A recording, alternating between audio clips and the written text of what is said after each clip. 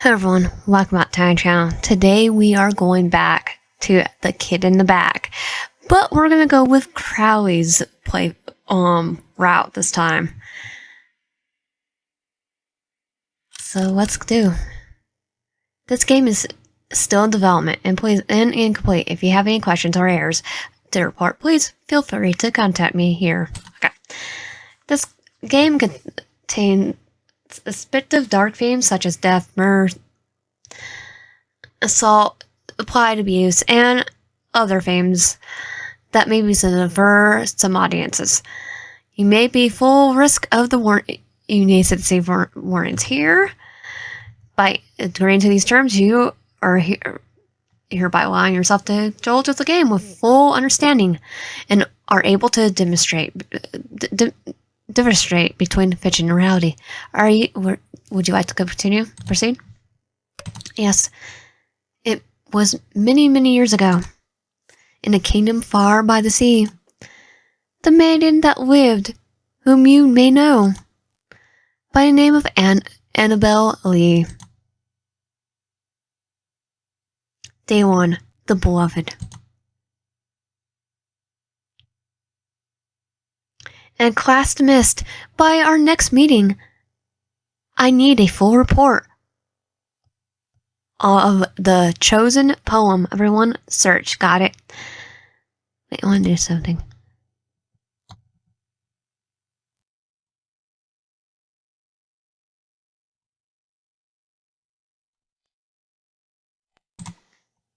Okay, want to make sure. The class was then filled with a series of well, yes ma'ams and a few hums. Satisfied, your literature teacher packed up her things and goes out the classroom. Once she was out, the students went on a series of chitter and chatter. Others stood up, dragging their chairs, as they prepared to head out for the lunch break.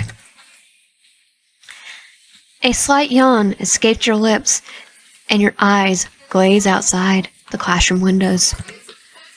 The sky is starting to dim, the sun rays blocked by the dark clouds looming. You're cursed under your breath. It's going to rain, just my luck. I didn't bother to bring an umbrella too. You sigh in irritation as you stood up from your seat. Suddenly, a tap on your shoulder interrupted your line of thought. You turn your head towards the person asking for your attention. You meet your eyes with cobalt blue ones. They stare straight into your own orbs. A brow raised, as if in slight irritation. She clearly is impatient. Impatient for what? Did you hear me? Do you want to come with us for lunch? I mean, I know you don't really eat lunch and spend most of your time somewhere else, but you're sure... Yeah, that's what happened. Did you hear me? Do you want to come with us for lunch? I mean, I know you really eat lunch. You don't really eat lunch and spend most of your time somewhere else, but you're sure you don't want... You're not going to eat? I mean, look at you. Your eyes twitch from her words. You have no idea if that was some out of the concern of your well-being, or is she trying to bring you down? Either way, it stunned you. Is it because I'm so skinny? Is it implied that the character's skinny? I mean, I am, but... You wrapped your arms around yourself. Your insecurity raising up to your throat, trying to suffocate you. Brittney. Just then, a new and familiar voice broke your inner turmoil. Oh, that's right. That's really insensitive of you. Imagine if someone else could have told you about how you look.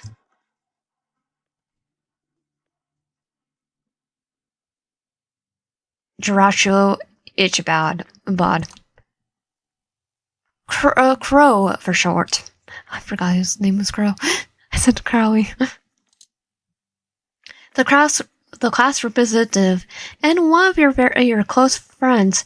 Heck, probably the only one of your friends that you really admire. And maybe have a little crush on. Brittney only huffed and looked away from Crowe's spiteful gaze as he turned his attention to you.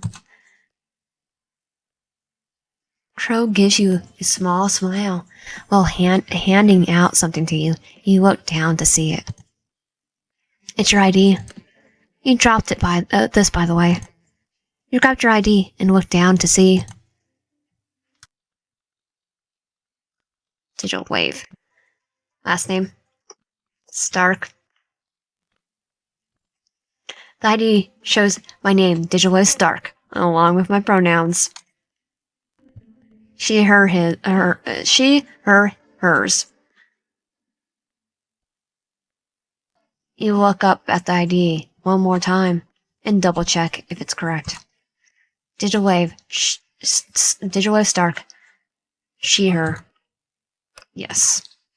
You look at your ID back from Crowe and gave him a small thank you. He gave you a close smile, muttering no problem, as he went back to Brittney's side, where the rest of his friends are. So are you coming with us or not? Brittney said, clearly getting impatient by the second, her hand on her hip, while waiting for your response. You then decide to go with them. Brittney hummed in sound of content before turning her heel and heading towards the classroom exit. In tow with her are 4 other people, one being Crowe. Crowe looked back at you by the door, waiting for you. You caught up with them, and meet eyes with Crowe again. There was something in his gaze that sent a shiver down your spine. You quickly revert your eyes once you got out with Crowe following behind you in the group, heading towards the school cafeteria. The cafeteria was loud. Students lined up to grab today's school lunch, while the rest went to the table with their packed lunches.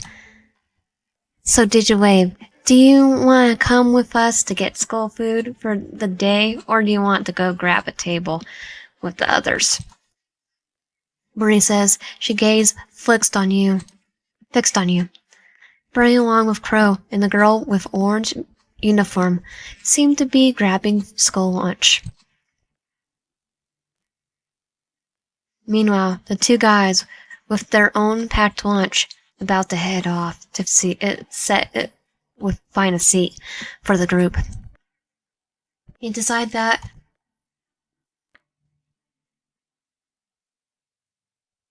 buy your lunch? I'll buy. Alright then. Deryl, Gio, go find us some seats while you line up. The jock you assume was Deryl waved Brittney away and turned around with the other male named Gio to find a seat. His arms wrapped around his shoulder while Gio was clearly a bit annoyed at the gesture. Come on, Jess. Let's get in line. Yes, of course. You go first, Britt. The girl Brittney called out, you guessed it, was Jess, followed her behind. Let's get in line before more people start piling up. We don't want to get the bad stuff for lunch. You shudder at the thought, remembering the leftovers from the school cafeteria. You nod and went with Crowe. Got in line with the rest of the students. In the line, Crowe turned his attention back to you. I'm glad you're able to hang around with us, Digital Wave. Even if it's most of the time. Actually, I kind of regret. No problem. No problem, Crowe. Maybe I'll just need to change the scenery, that's all. Crowe just chuckled before picking up his food behind the counter, paying for it afterwards as you did the same. You weren't really that hungry and just bought the sandwich and ice and a juice that you regularly buy whenever you find the time to spend your lunch break here. Brittney was already waiting for the rest of you, tray in hand. Once everyone got their food, Brittney turned her heel and walks towards where Deryl and Gio were seated. Move your butt aside, Deryl. I'm saying here. A loud gasp escaped from Brittney's lips. Her mouth opened in shock with the food that was on her tray now spurted across her white uniform. Brittney! Oops, sorry about that. You should have watched where you were going there. Brittney's eyes met with the person responsible. A group of girls, definitely boys, and judging from Brittney's face, filled with rage, they probably know each other. Britt, are you alright? We should get yourself cleaned. You. Butthole.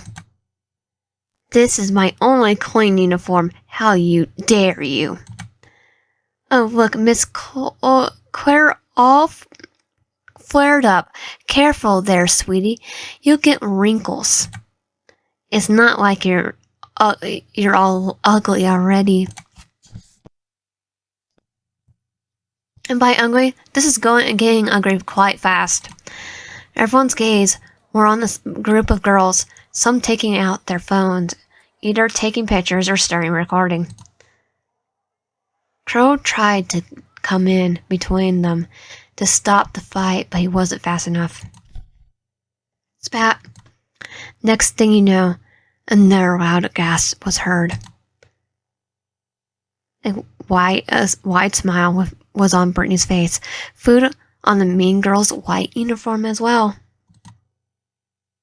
Jess' face filled with shock as the food from her tray is gone. Take that, crap stain. How dare you? Food fight.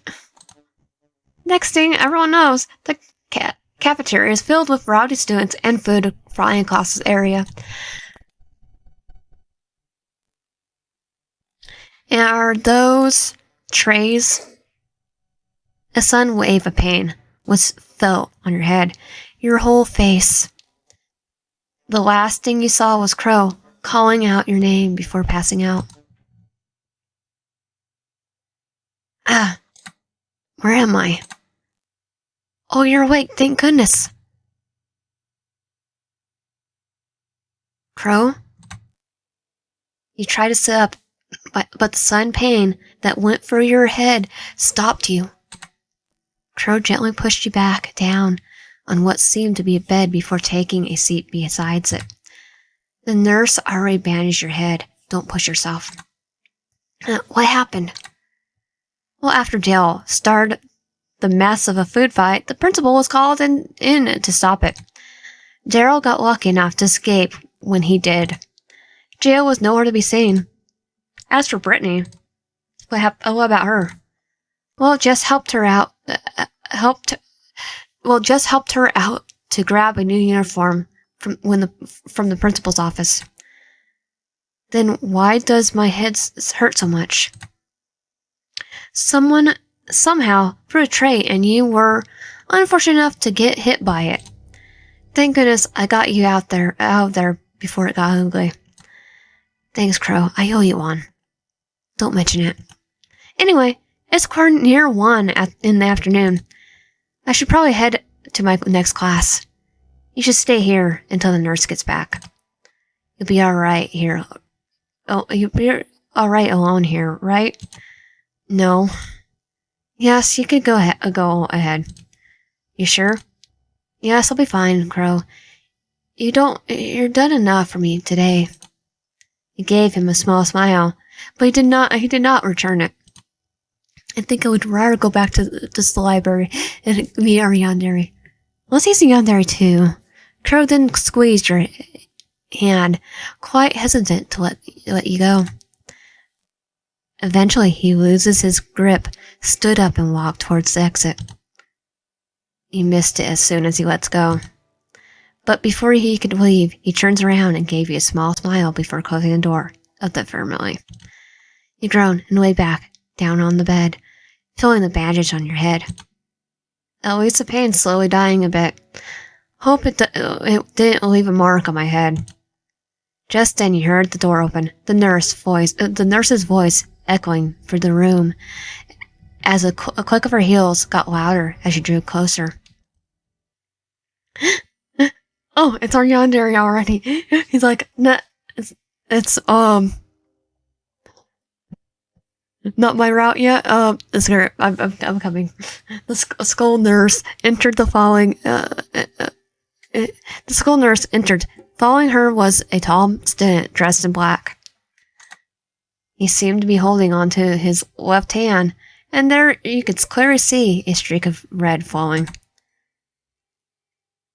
You should be thankful he didn't cut a vein. How were you able to get past with that pocket knife in the first place? Was he going to use it on someone? Because they were going to go after me? The nurse sighed. It seemed like she got her hands full with another student. The haver did not say anything, but he let out a small hiss when the nurse dabbed antibacterial on his wound. He sat up slowly, careful to not hit your head on anything else before sitting up and looking at the student and the nurse. Your eyes meet with the reddish-orange ones as the nurse finishes up wrapping around his wound a blotch of red slowly slipping out and staining the once white bandage. His eyes still on you. He's like, he's literally going, I was talking, what are you? Finally awake, Miss Stark. The nurse finally noticed your presence. She looked up. She took out some painkillers from one of the cabinets and gave some to you. Take these to lessen the pain. You both are free to go back to your class. Or you could stay here and recover. I'll go back. Thanks for patching me up, nurse. The boy said before heading out of the infirmary. The nurse just shook her head before returning her attention to you. You could take some extra pills, but not too much. You can come back here if you ever feel anything wrong, Miss Stark. Take care now. You thanked the nurse before heading out of the infirmary. On to your next class. You just barely made it to your next class. Your professor hung on his desk and was slowly bringing out their tools for the lesson of the day. You look across the room. Paintbrushes on the shelf. The week's featured artwork with a few blank canvases hidden in the shelf. You looked around the classroom before your eyes landed on familiar red ones. It's the guy from the clinic. How come I just noticed his presence just now? Has he always been part of the same art class as me? So either way, we are going to, he's going to be in the route. So, I don't know if Crowe's going to be a yandere, but he's going to be a yandere. Be interesting. It's a day from, okay. And judging from his face, the bandage around his left hand doesn't seem to be much of a problem to him. He shook her head and took your seat. I'll be assigning each one of you a partner to work with for the upcoming weeks. You and your partner will be going through three different artworks that need to be submitted by the deadline. Hope you all got a partner array by this time. Now I want you all to get your designated partners before I start explaining your task. Crap. You mumble under your breath. This is what you get for not attending his class last time. You don't have a partner. You panicked as you look around, trying to spot some loner or an unfortunate soul like you who hasn't been able to attend last time.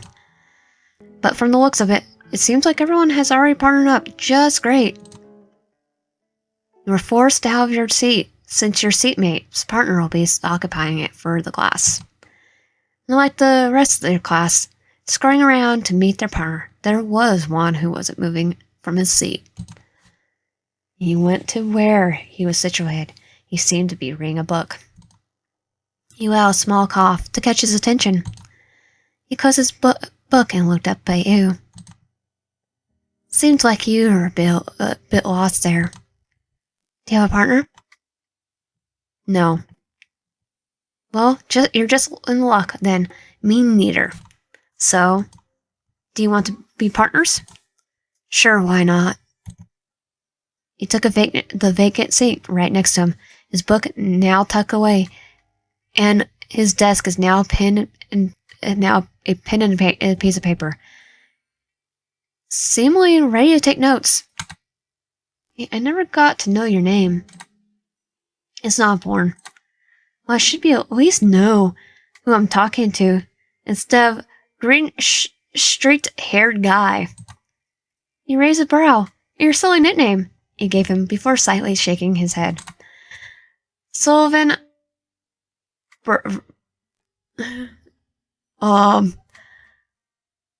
Bergamasia. But you could just call me Sol. Sol.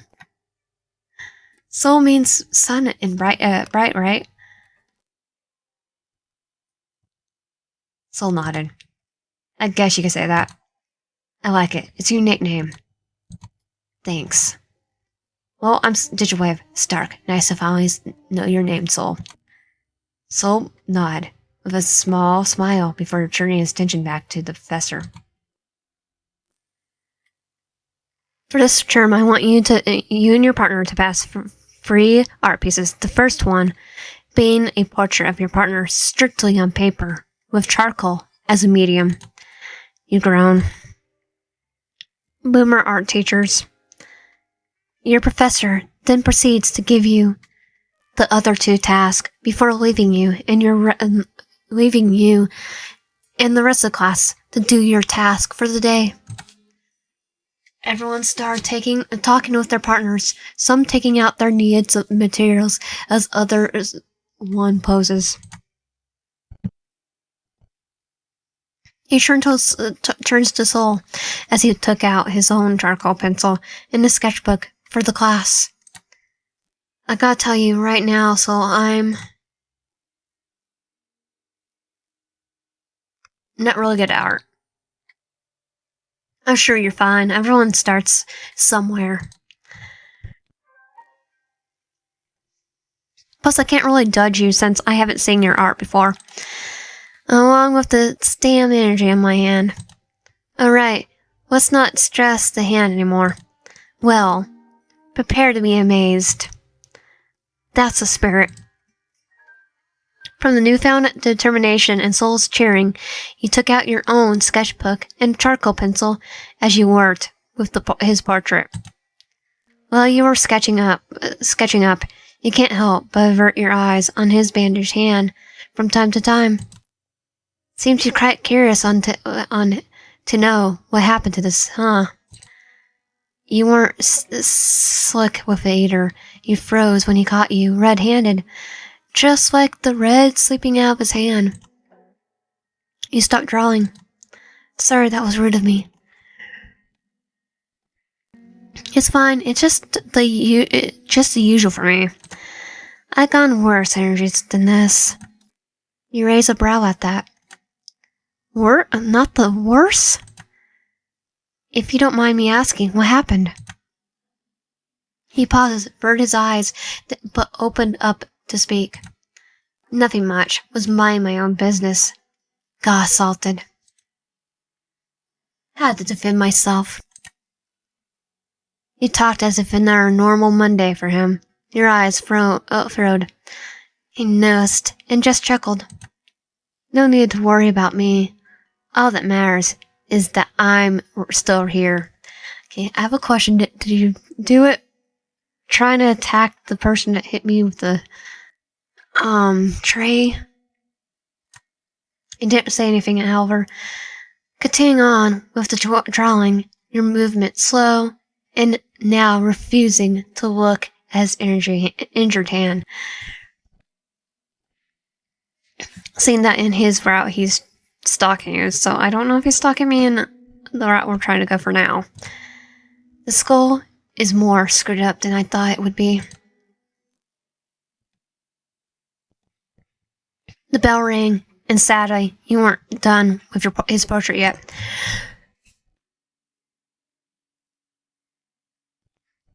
Can I see it? Wait. I'm not finished yet. I'll show you once I'm done with it. Plus, you still need to draw me once your injury gets better. You should close your sketchbook and fix your things. Sol shrugged. Agreed, as he fixed his own things. The rest of the class went out of the classroom, along with you and Sol, as you continued on in the hallway. Do you have a phone? We could exchange numbers and update each other so we can do the next two more tasks. Sol then takes out his own phone and asks for your number. You recite it out as he input it in his phone. Let me try to send you a message. You nod and looked at your phone screen and saw a new notification from an unknown number. It must be Sol's. So, you type so differently from how you look. What's that supposed to mean? Nothing. He chuckled. He rolled his eyes. You're a good guy, Sol. How about we hang out again tomorrow? By your request. Sol's eyes widened in disbelief. He let out a breath that he somehow was holding before sighing. Of course. I'll see you tomorrow then. He nodded and walked off, giving him a wave goodbye. He's returned it with his own small wave. You walked back for the hallway. Your eyes caught on something on the nearby bulletin board. A poster was plastered on the large board. The Hallows Ball. Come enjoy the festive spirit of Hallows Eve. A Halloween party? Huh. By the time you arrived at your small apartment, it was already past 5 p.m. You stretched your arms and let out a small groan. You locked your doors and decided to just order takeout for dinner. You went to the living room and plopped down on the couch and took out your phone. Scrolling through until a pin notified you of a new message. Oh, yep, the Hallows Ball. Anyone want to go to the Halloween party this Friday? It's gonna be awesome. Aren't we all a bit too old for a costume parties? Is it required? You two are no fun at all. I won't go if there's not a school requirement. Much less a waste of my time. Is it? No, it isn't. But it'll be a great and fun experience for all of us. I mean, we should loosen up a bit. Do you? I agree with Crowe. Count me in. Pass. I got more important things to do than that party. Now, will you excuse me? We'll be doing my leftover task for tonight. I'll be doing my leftover task for tonight. Gio has gone alive. Fine. She's sticking in mud as usual. How about you, Digital Wave? Me? You join in? It'll be fun. You were honestly surprised they somehow remembered you. Checking your calendar through your phone, you didn't seem to have any plans in the near future or plans at all. You like to just spend some time in your apartment alone. I mean, sure. That's great to hear. Crowe seems happy about it, Eda giggled. Also reminds you of something. A rare someone. Opening their chat, you tap on Sol's newly added contact and sent him a message by sending an image of the same poster Deryl sent. A Halloween party? Hosted by the Skull? Yeah. I tried to do Crowe's route, and we still going for Sol. I'm not into parties. Oh? Oh, well, that's alright. Just asking, that's all. Sol's typing. Wait. If you're coming, then I'm coming as well. Really? Really. Do you plan on dressing up? I don't know. Do you? I mean, it's a costume party, so why not? I'll try to think of something then. You swear you could feel a smile behind those words. Well, I already got my Halloween costume, so You need to unlock your iPad first.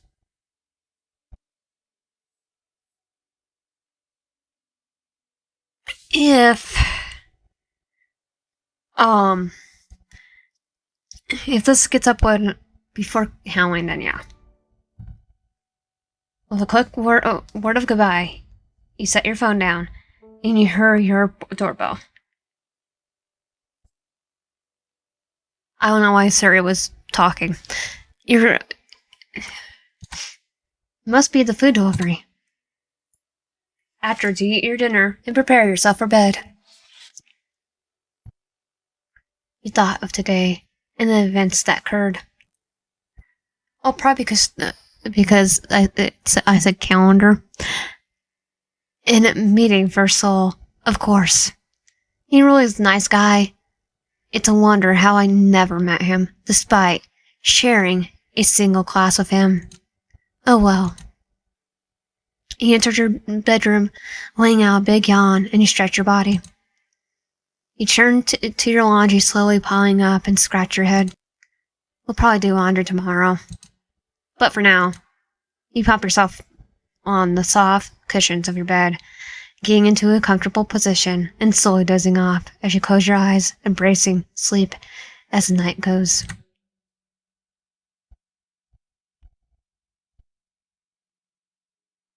And this maiden, she lived with no other thought than to love and be loved by me, the one who loves. I was a child, she was a child, in the kingdom by the sea. Day 2, the kingdom.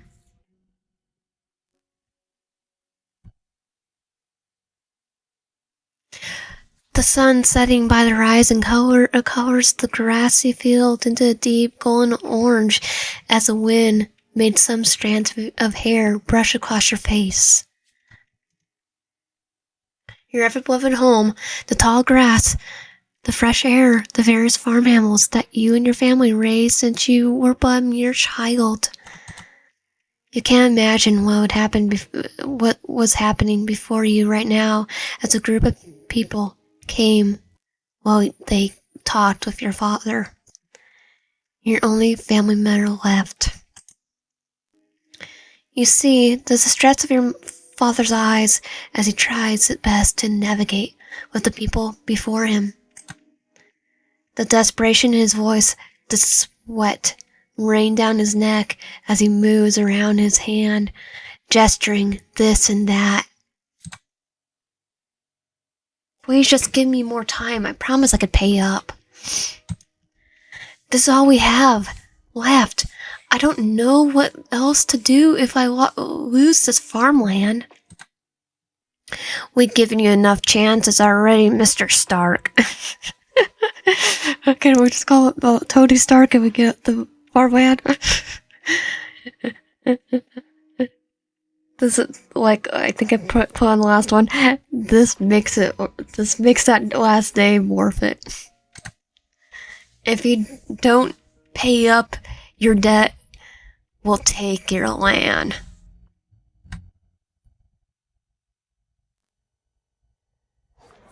The loud ring of the skull bell rang across the hallway make you jerk out your thoughts.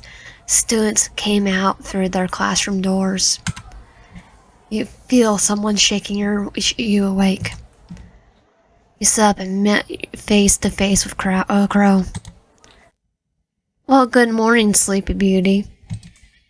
You all yawn, you rub your eyes, and you look around. Your fellow classmates are now gone from their seats, as it's now lunchtime.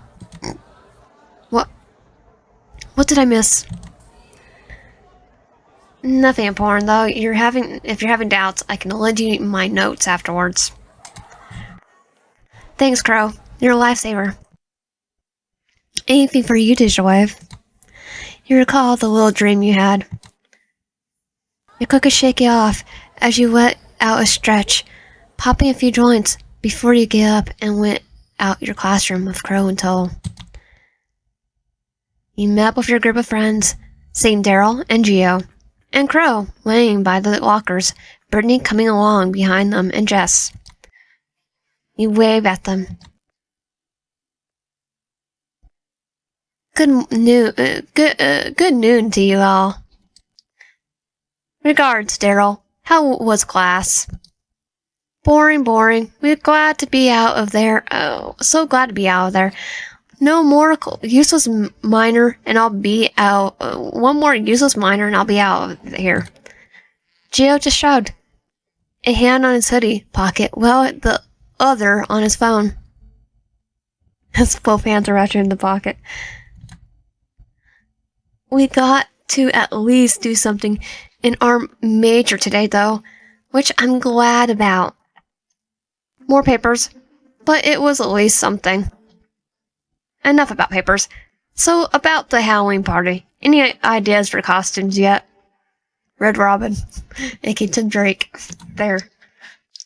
As you talk with each other, at the corner of your eye, you notice a familiar figure.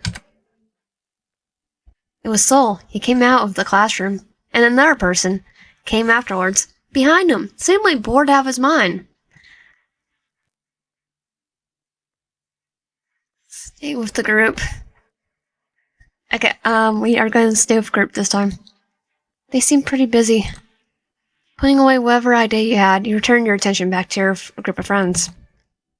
So, cafeteria?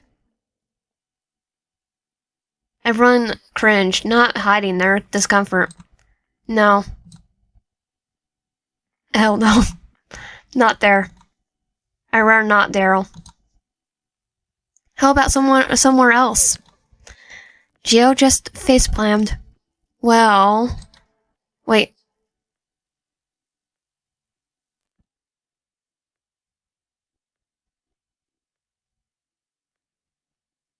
Deryl failed his arms. He thought for a moment that he looked outside. Well, what do you suggest? Okay. Bushes with a few flowers sprouting caught your attention as it blends well with the red and yellows of autumn. It gives you a sense of tranquility. Garden. That's right. It may show... I may know a place. Have you ever been in the school's garden? Gardens behind? This is behind the garden. Oh, right. The... botanical garden. Used by the pharmacy course. That could be a good idea. There's a space perfect for a little picnic today. But isn't that place locked? Just peeped in. He smirked before pulling out a set of keys from a belt and dangling them. I just happen to be a volunteer gardener. Extra credit. I didn't know you gardened, Digitwave. Neither did I. Everyone's gaze was on you. Curiosity in their eyes. Even Geo's eyebrow raised a bit.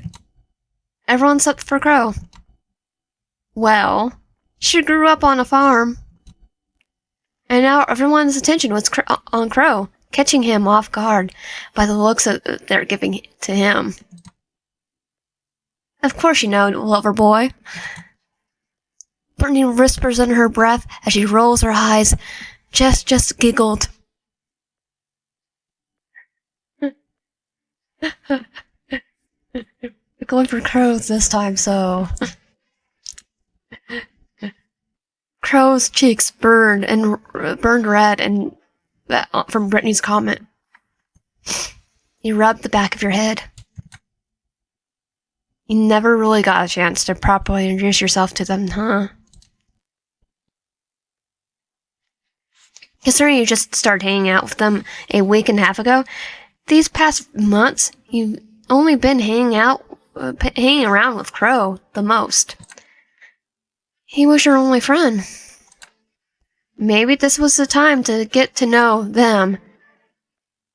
And them with you? I think there's I could actually go for another route to see what happened if I put Sol with them. I don't know. Brittney lets out a sigh as she turns to you. You move your picnic basket to her other arm and place a free hand on her hip. Lead the way, digital wave. He nodded before to escort the group along the back of the school and into the gardens. The school surprisingly has a public garden with a greenhouse just a few steps ahead. Multiple courses would go and plant needed flora depending on their necessities, or something the school nurse would spend her time leisurely around and embracing the fresh air. You happen to be a volunteer in taking care of the garden along with the plants in the greenhouse and explaining how you got a set of keys. It just reminds you of home. Little trees and all that, yeah. Brittney went ahead and laid down the large picnic blanket under a large tree in the middle of the field. She set down her basket and started taking out some contacts. Deryl and Jess follow along with Geo leaning against the bark of the tree. Wait. Let's see what we have. Owie. Not yet. Brittney slapped Daryl's hand away from the basket before he could raid the whole thing, making him wince and pout.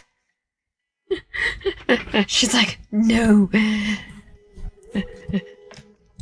He might be like Luffy and Goku's like level of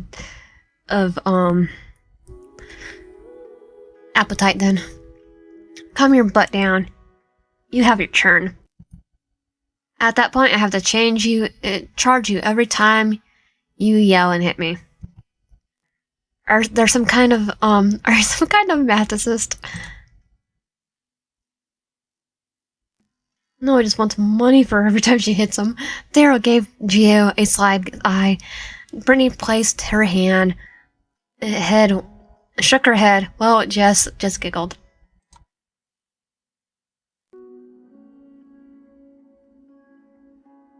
It was cute little get together that Brittney planned last night. She made a few sandwiches so that she prepared a lot of varieties. On the blanket are a few Tupperwares with some of the sandwiches inside, while the rest were eaten. Everyone got their fair share already, but now everyone is just minding their own business. Daryl's having a hard time of his life with 2 sandwiches on both hands. Well, he got more than a share then. Brittney and Jess are talking. Geo is a bit further away from the group, leaning on the bark of the tree, suddenly lost in thought, and Crowe is nowhere to be seen. I came over here for you, Crowe.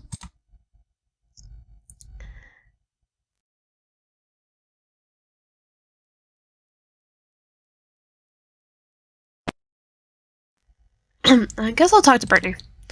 Brittney was minding her own business, seemingly tapping away on her phone. You were kind of shy to come closer to her. But before you turn around and leave. However, she called out to you. She must have seen you from the corner of her eye. Oi, digital leave, come here. Don't be a stranger now. You clearly want to talk. Let me guess. Were the sandwiches great? They were wonderful, Brittney. She smiled at your response. I'm glad you liked them, Digital Wave. Anyway, enough of my sandwiches. You have something to tell me? Have you seen Crowe? Crowe, I think I saw him deeper in the gardens. Brittney said, with a raise in her brows. Let me guess. You want to finally confess your undying feelings for him. What makes you think that? Wow. I'm not sure who's denser. Me or Crowe? Him or you? Whatever. If you need him, he's probably in the greenhouse. Brittney gives you a thumbs up, mouthing good luck. As if I'm confessing, you thought with a pout. Brittney just gives you a teasing smirk. Anyway, enough of that. You have something to tell me? Okay, I already said thoughts on Crowe, thoughts on Deryl. Brittney just chuckled. You mean the meathead? He's an idiot. She says with a smile. Then she sighed. She's shaking her head at the thought of the tall jock. He's an idiot, but he's a smart idiot. I'll give him that. He's like a bird to me. It just baffles me how he barely has any friends. How the skull fails us. She shakes her head before returning her attention back to you. You have something to tell me? Thoughts on Geo? Brittney raised an eyebrow. Don't tell me you got the hots for him. Nothing of the sorts. What makes you think that? I mean, I wouldn't blame you if you do. If you see how his locker is often filled with multiple love letters and gifts from various people, then I wouldn't be surprised. He's that popular. A wanderer like him, you'd be surprised. Tall, mysterious, dangerous, everyone just flocks to him, like birds. But people are scared to even get close to him. So the next best thing they could do is send him gifts. Honestly, Sol, it looks kind of scarier than him. And especially when you know he's a yandere. They never succeed, though. Is he somehow overwhelmed by the attention? Not really overwhelmed. More like he's not interested. He's either doesn't read the letters and tosses them, or he burns them. Hey, fire. Gold, fire. He burns them? That's so mean, and the waste of gifts, too. Brittney just laughs, her shoulders shaking. That's Geo for you.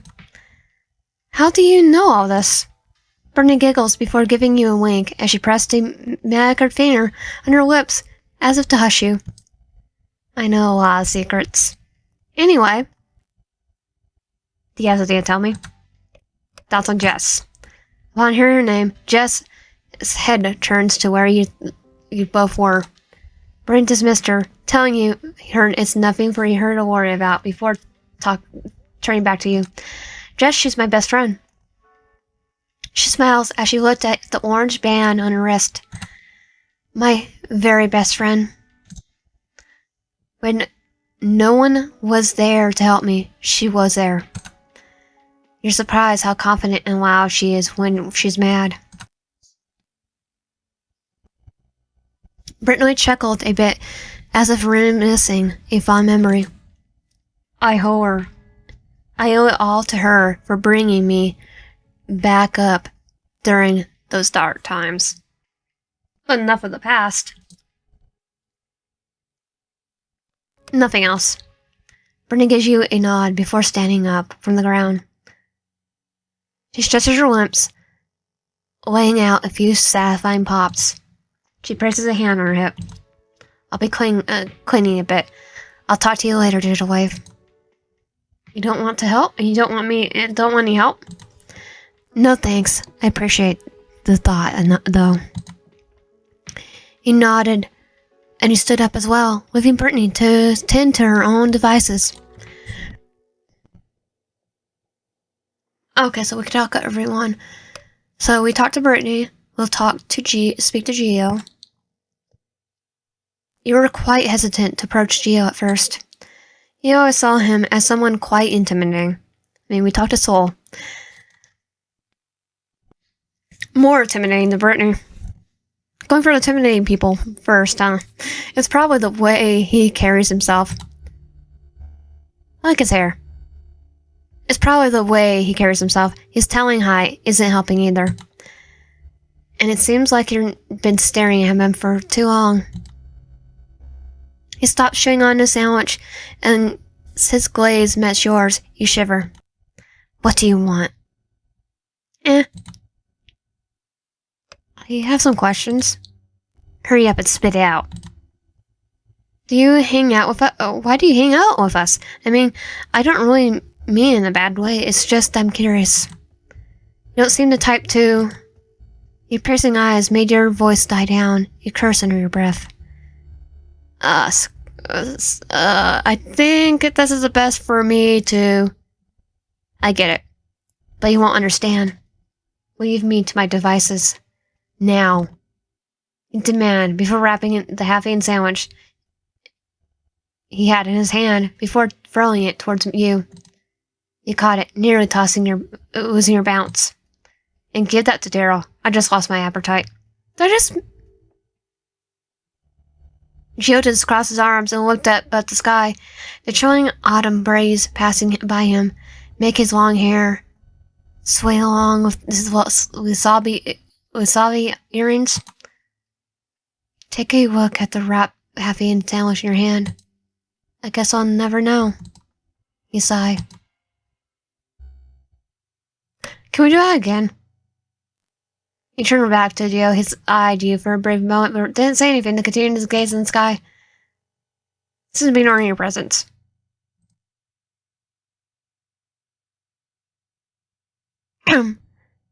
Wait.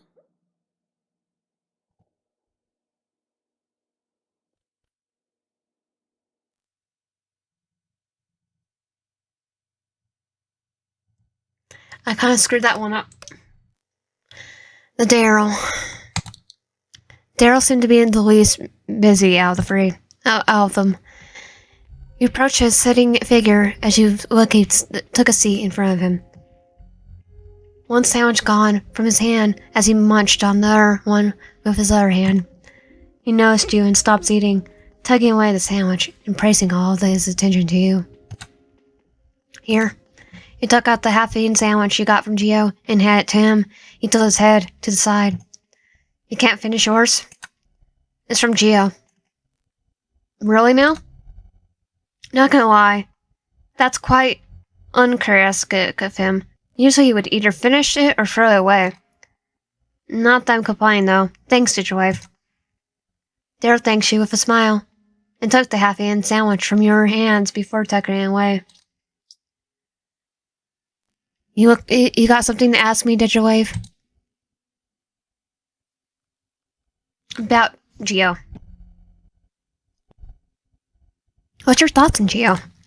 Deryl smiled and he leaned a bit forward. Now Geo's my favorite guy. Even if he's a bit meany at times. What makes you stick to him? Isn't he mean to you like you said? Deryl smiled, Brian. His eyes went soft. He sighed to hide the meal by the tree, with his arms crossed. Geo's attention was somewhere else. People were scared of him. It's probably because of his background. What about it? The thing is, no one really knows what his family does, other than the fact that they're super rich and that they're highly involved with the founder of the city. Also, he was on, I thought it was Brittney. I forgot. People have seen him with bodyguards, all rugged and tall and very intimidating. Heck, I even saw one with a huge katana on their backs. You shiver. Clearly, you don't want to deal with them. But what makes you not scared, Deryl? I mean, you clearly know his family and life is capable of. You see, Digitwave, I'm not really scared of him. On the outside, he's all stubborn and cruel. But on the inside, he's a really nice guy. Think of him like, he purses his lips, thinking a bit. It's like a stubborn cat. He glanced back at you one more time. You seen the cat ears and the tail, alright. Now that you think about it, with the vision based on Daryl's declaration, Geo doesn't seem quite intimidating anymore. How cute. Then you hear a sigh from Deryl. Return your attention to him. An elbow on his leg and held his face in his hand, which begs me to wonder how he ended up being the lower class of us. The lower class? How do you even know that? How do we have things like that? Oh? You don't know the hierarchy of Digital Wave? You shook her head. No, Deryl scratches the back of his head. Oh damn, Digital Wave. Almost everyone knows about it. But I don't blame you since no one really brings the type of subject up.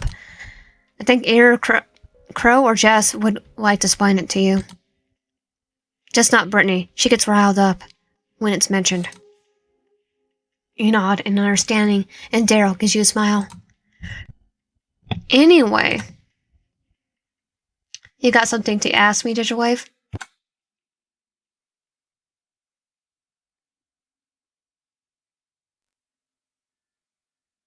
About Deryl himself?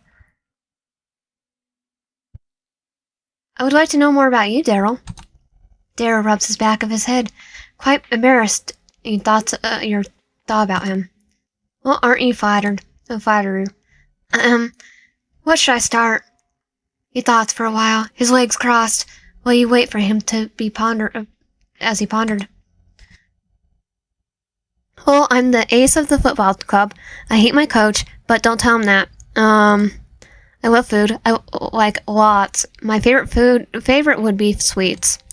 If you ever got any on ya, smuggle me some, will ya?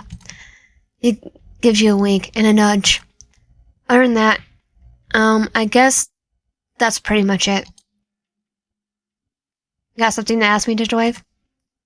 About Jess. What do you want to know about Jess? At the mention of Jess's name, Daryl's whole face turned red and he stared, sweating. He likes her. What about her? I don't know. I like you to tell me. What do you think about her? Daryl's cheeks just keeps getting redder and redder. For a moment, his gaze turned to where Jess and Brittney were. He sighed as he looks away. Jess is the sweetest human being I ever met. Oh. But don't tell anyone. I trust you this because Crowe trusts you, okay? Alright. I wouldn't know what the big fuss is. I don't know what the big fuss is yet, but I promise I won't tell. You raise your hand and surrender. The tall jock deflated on his spot. His shoulders went down along his mood. But, yeah, she's sweet. She's pretty. She's cute. But, while some would make fun of me, she was there to give me a pound on the back.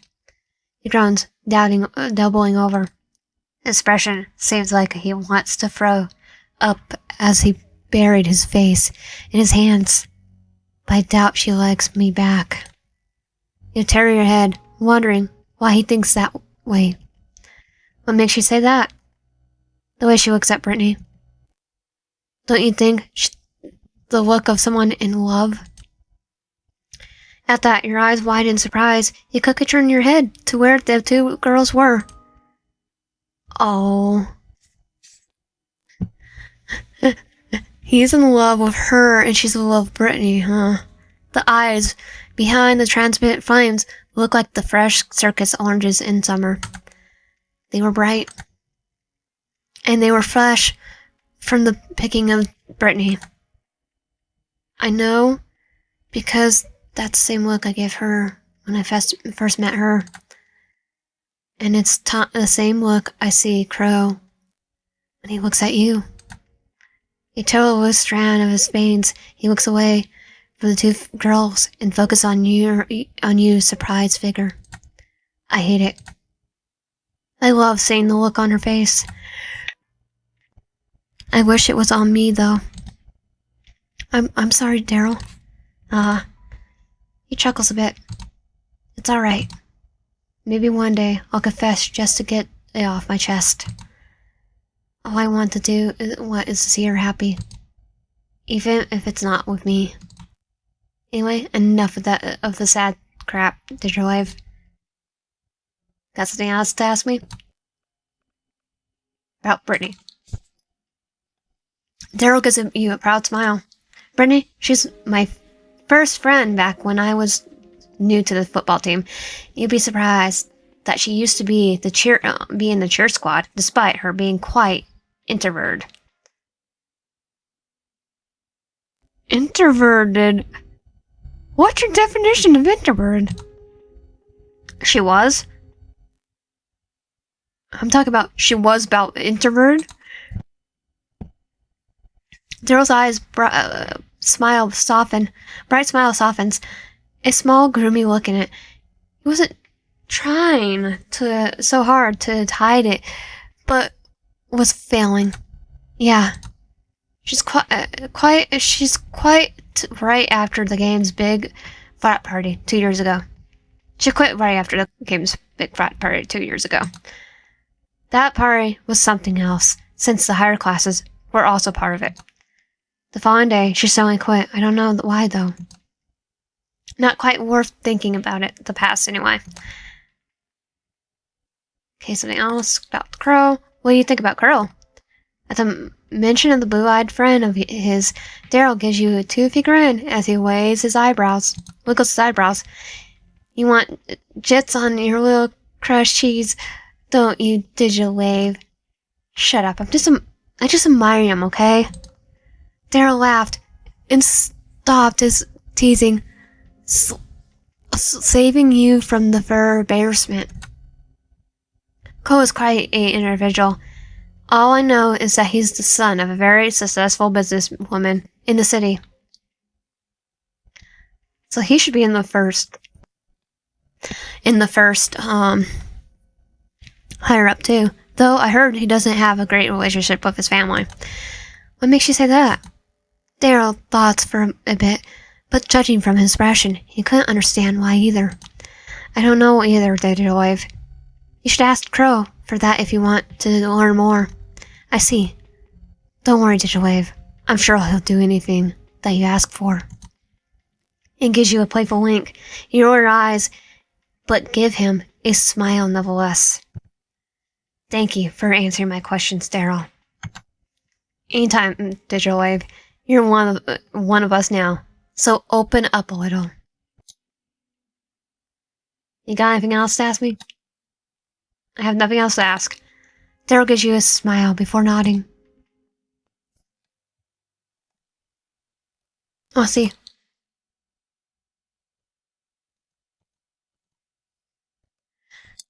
So yeah, I kind of screwed him up. Speak to Jess. Jess was marrying a few orange leaves, slowly falling from the tree. The slow descent of leaves, of a leaf, catching her attention before gracefully catching it with her delicate fingers. She knows she's approaching her. She dropped the leaf before giving her full attention to you. Yes, Digital Wave? What seems to be the problem? Oh, there's nothing. Actually, I want to talk to you and ask you a few questions. Then by all means, go ahead. I'll do my best to answer them. You have a question to ask me, Digital Wave? Have you seen Crowe? Dresses eyebrows furrow, and she shakes her head. I don't know where Crowe is. Maybe she should ask Brittney. Maybe she knows. You thank her.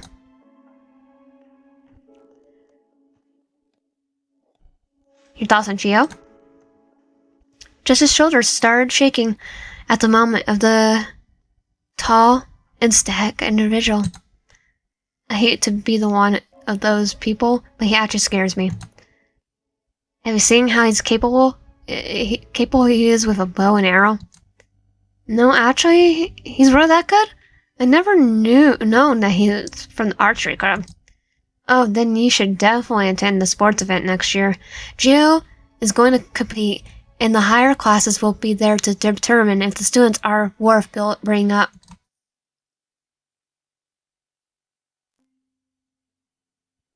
Their shiver went down her spine. She wrapped her arms around herself.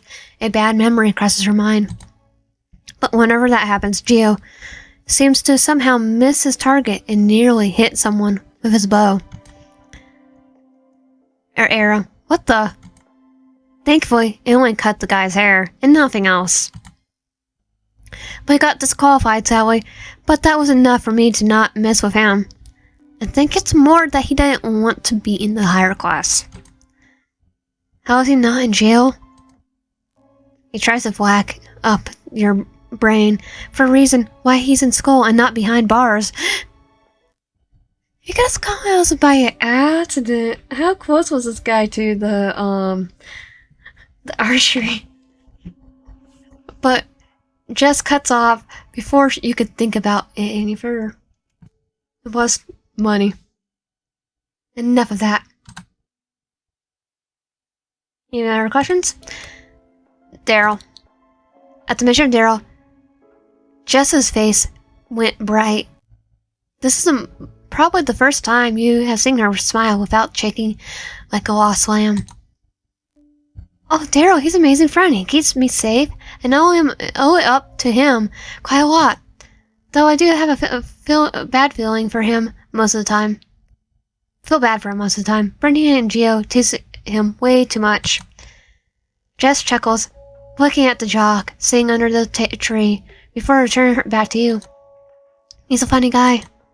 Remember back when I made the mistake of giving him a bowl filled with candy last Halloween? He did tell me he likes sweets. Why? What's wrong with giving him candy? When he gets sugar rushed pretty quickly and gets super hyper, Brittney tried too hard to calm him down. Can you imagine a 6-foot guy, a tall jockey, going around like a playful puppy? I bet Brittney didn't have a fun time. Just nod, with a closed smile at you. Thoughts on Brittney? What do you think about Brittney? Upon mentioning the girl's name.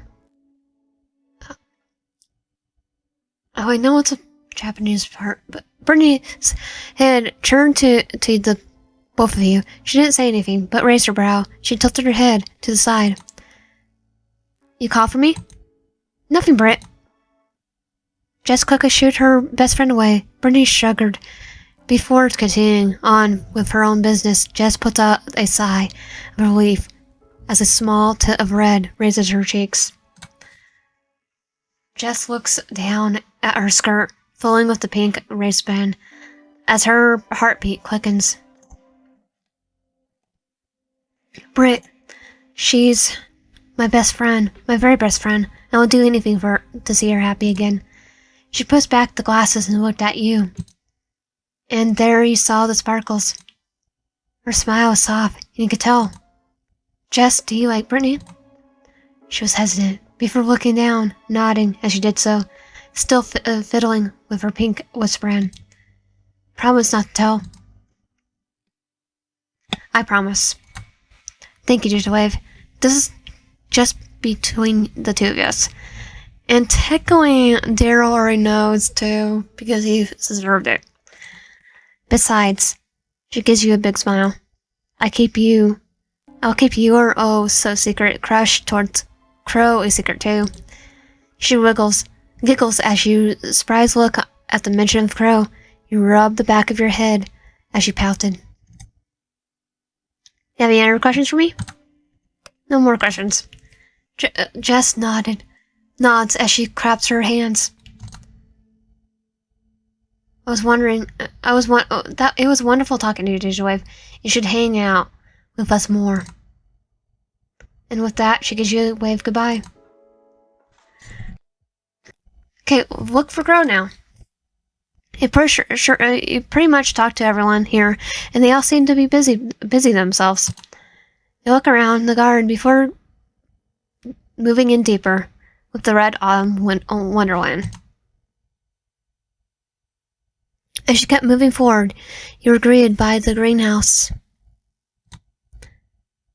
Through the transparent glass, you spot a familiar head of brown. You went inside the greenhouse and saw Crowe go through each plant and flower, analyzing each delicate leaf and petal. Noticing he's not alone, he turned to where you were and smiled. Oh, there you are, Digital Wave. What brings you here? Well, I was looking for you. I would say the same to you.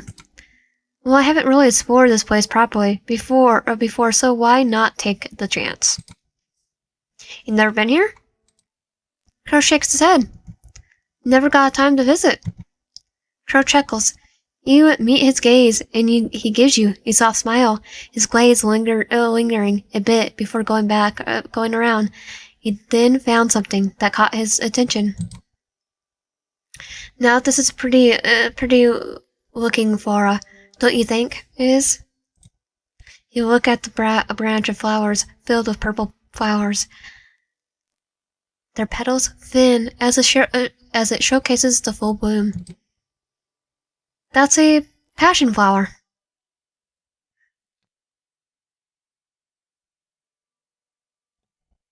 Fascinating. Tell me more about it. Well, it's a climbing vine plant, usually in colors are purple or white. Once flowers bloom, passion fruits will bear itself. Oh, a passion fruit. Usually a volunteer will come in and harvest the fruits. That sounds interesting, Digital Wave. But that's the scientific way to describe the flower? How about its meaning? You tilt your head to the side. What do you mean? How can I say this? He places a hand under his chin. In astrology, each star has a meaning behind it. The same goes with gemstones, like your birthstone. Oh, you meant like constellations, star sign and all that? Sir? The stars are literally suns with their own planets. Some goes to gemstones like your birthstone. Flowers have the same as well, correct? And he means constellations, not stars. I never really thought of it. Crowe gives you a cheeky smile. It's interesting. Passion flowers symbolize hope and growth. I love seeing the hopeful looks on people. He says as he looks at the flower before you both. Hope. Something the city needs. I want to get rid of the hierarchy. Deryl mentioned something about that. Actually, everyone did. How, except for, Geo, because Geo kinda kicked me out. But how come I never heard of it? What is it about? I never got a chance. I never got to explain it to you, huh? I guess now's the perfect time, since they're quite active in interacting with us in the lower class again. He looks out. Our school, Olympias University, has 2 buildings with 2 different classes. One is where we're at the moment, the lower class, which around the northern part of the city, there where the higher classes are. That's where the higher classes are. Their education is 10 times better, the facilities are better, and the students are way above our league. My university's not like that. We're all in the same boat. He hesitated a bit in facing his thoughts of the students in the higher class. Though I highly doubt that, he added, his eyes narrowed. The lower class? Calling it lower class is kind of low in my opinion. I call them villagers, humble people. They're either really kind or either too busy to bother. There was a hint of hesitation in his voice. Well, not all. Failed students in the higher classes are often end up here with us. And well, they don't really take it well. Which explains the bullying situation. And the fact that, what about Geo? Geo's different. Crowe brows slanted upwards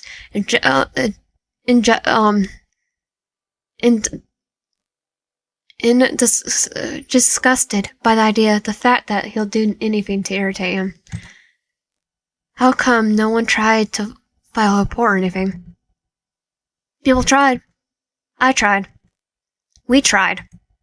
But unless you either have money or higher reputation, heck, even both, they won't bother to listen.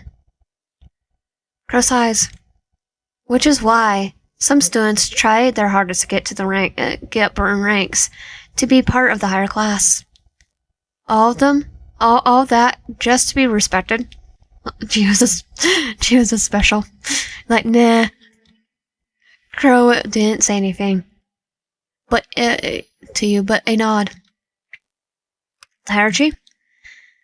Crowe lets out a sad laugh. The Simpsons kind of, if you feel it, you feel it thing.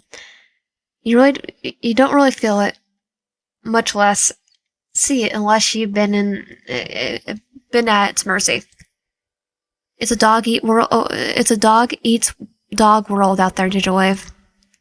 You never know who is the next victim. A soft, sad smile made its way to his face, which is why I strive to protect you. Both of those sound so. You were left to your the thought process, to what Crowe told you about the newfound information. This probably explains the bullying and how the school is handled. Your position in the city is just a second priority. Heck, maybe not even a priority at all. That means if I ever want to help keep my family's farm up, I'll have to make it up there. Crowe nodded before continuing. Once you're up there, you have a better life. You'll be respected. You'll be rich. People would do as you tell them. That's messed up. Did people ever protest? Crowe, however, did not answer, as if scared that someone would hear him. He remained quiet, only giving you a look that probably says that things did not go well. You refused to ask for more elaboration. That reminds me, Digital Life. Crowe starts. Never told me as to how or why you chose this university. Your family owns farms, right? Correct? You bit your lip at the thought of home. We do. But I wouldn't say we're doing well. I'm sorry to hear that. It's okay, really. It's my burden to carry and not yours. I'm going to work hard for it. Anything. I'll do anything.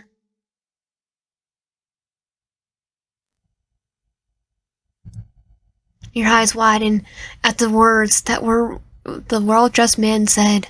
Oh, yep, because we're gonna... No.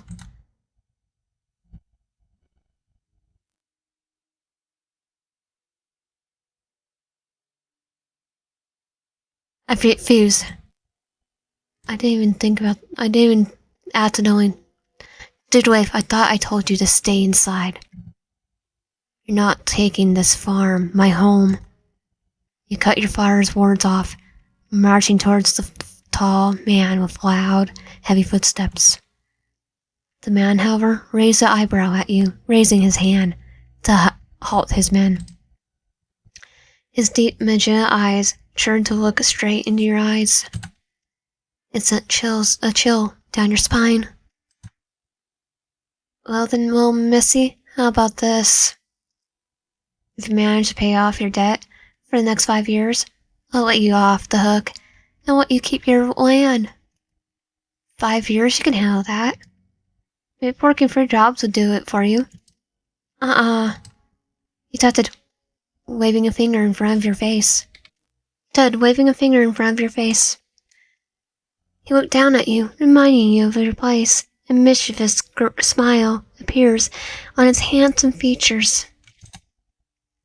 But I have conditions you have to meet. He went silent. Your heart starts pounding in your chest as you kept eye contact with his sharp magenta orbs. I want you to stay in the city. The city? But we can't afford to take her to college. What more, the city? Your father interrupted.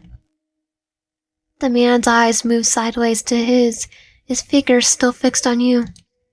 No need to worry, she'll be under my jurisdiction, of course. I'll provide for her education and a place to stay.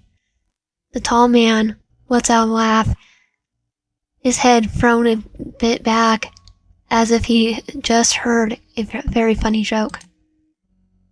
See, I'm not that cruel. Technically you are, from what university you took me to. His eyes turned to you. However, in turn, I want you to pay off your debt. I don't care what methods. Goes Rob Rank. A dark smile appeared in his face. Sis shivered down your spine. Legal or illegal? As long as you reach the amount. If not, well, you can say goodbye to your little farmland. He says that, but there was a gleam in his eyes that were telling you, that's not, that's not all. But he did not outright any further. You bit your lip and turned to look at your father, his eyes clearly telling you to decline. There was something about this man that screamed dangerous. And you were too desperate to lose your home, your only home. So what do you say, Digital Wave? The tall man, glaze, fixed on you, waiting for an answer. Do you accept? You neared the end of the school year, and you can't afford to go back again. Not with this debt. Credit alone is enough to cut it. Whatever you think about it, you keep seeing the tall man's ever sharp magenta eyes burning into yours. I wonder if we're gonna actually get his sprite. It leaves a bad taste in your mouth and a stinging feeling in your chest. Your heart ached as you stared back into the Crowe's own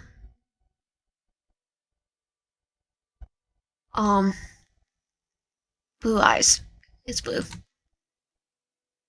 Are you right there, Digital Wave? You zoned it out a bit. If I get to be part of the higher class, then I'll have a better chance in life, right? Crowe was surprised at your sudden enthusiasm, but nodded regardless. That's right. As if you'd given Crowe a reassuring smile, you clench your fist. Then I'll work hard to show those higher class that I'm worth their time. Crowe chuckles and nods. You know, they's got your back. Then Crowe raises his hand and tucks a loose strand behind your ear. You sense him placing something soft, and you reached out to touch what felt like petals. That looks good. That looks good on you. I like his art. I like the art. What is it? Crowe then leads you to a nearby pond, and you look and saw your reflection. On your hair is a red carnation. Oh, I didn't know carnations grew here. Crowe only chuckled. Fix the flower on your hair. Crowe looks around for a while, basking in the various beauties of flora. What do you think carnation means? You tip your head, making sure said flower doesn't fall from your head, as Crowe continued on with his talk. Passion flowers means hope, while carnations mean... I couldn't seem to remember. I'm gonna say, what do you think it means, Digital Wave? You thought for a while, knowing some carnations are to be found in bouquets. I was gonna say love. Well, it had to be something romantic. There's often a perfect gift to family and loved ones. Is that so? I might have to look into what it means then. Your eyes meet his, and for a moment he gazed lingered. Okay, this is his way of confessing. Were his eyes always this blue? He never noticed before. The way he lashes further and touch his cheeks. When he blinks, he pumps his lips, as always glistening whenever sunlight hits him. His eyes went half-lidded, and he leaned closer and closer, as if in a trance, and your eyes slowly start to close. Lean in. As you lost control of your body and started moving on its own, you leaned closer as well. Your eyes now closed, feeling his breath near your own lips as he draws closer and closer. Crowe, you better get going before... Of course, Brittney. Brittney, way to ruin the moment. Your eyes pop open, and you quickly back away. Crowe backed away as well. He waved to Brittney. Brittney just raised a brow at the both of you before shrugging it off and leaving the greenhouse.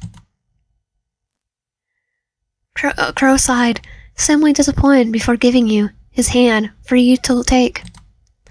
We should get going. You pout at the moment, ruined before accepting his extended hand, and left the greenhouse with Crowe. You and the rest of the group got back inside the campus. Everyone already went to their respective classes. I'm going to head back first. I'll see you in class, right, Digital Wave? Of course. Crowe didn't walk away just yet. He stood there for a while, contemplating something before shaking his head and walking away. A tint of red touching the tips of his ears as he walked. He spotted a familiar head of raven hair, and right beside him, shorter individual. Sol noticed you first and went to you, and a noticeable skip in his steps. Digital Wave! Hey, Sol. Who might this be besides you? Hi there. You must be friends with Sunny. Sunny? Sunny! And he gave Sol a pat on his back with a smile on his face. Sol was unamused as he tried his best to hide his red face behind his hands. Oh, his hand's better. You know, because he's such a sunshine, he's Sunny. He giggled, looking over to Sol. His bright red face covered his hands while looking away. Like a nickname? Yes, Sunny loves the nickname. I gave him, right, Sunny? Sol didn't say anything. He just looked away and refused to meet your gaze. That's adorable. Hugo was a bit silent. He seemed to be analyzing your face, his head tilting slightly to the side before a smile appeared on his face. You sure have taste, Sonny.